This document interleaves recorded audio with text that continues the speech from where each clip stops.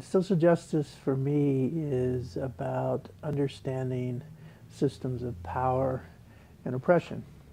And it's about understanding how those systems work, how they're reproduced, and working on ways of disrupting them and working with groups who are trying to resist oppression. That's what social justice work is to me. One of the issues that will mark our era that we're living in today, our generation that we're living in today, is mass incarceration.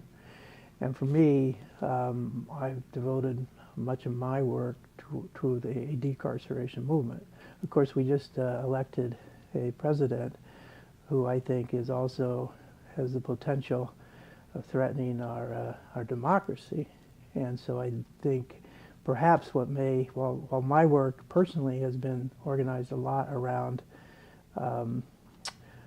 urban poverty and incarceration and so on, I think that we are going to have to work together across a lot of racial, ethnic, class, gender, sexual boundaries to preserve or fight for our democracy in the next 4 years. And so I really think that is going to define our work. It's going to have to define our work, because I do think that given the current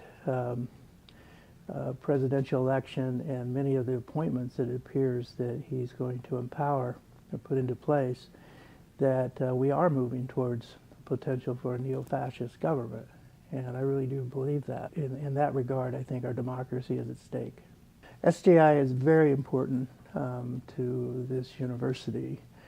We are an urban university. We live we're located in a city that has been transformed over the last 30 years in ways that has created a lot of pain and suffering in this city.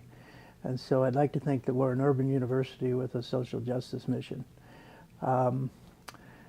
Universities are really not organized to do social justice work.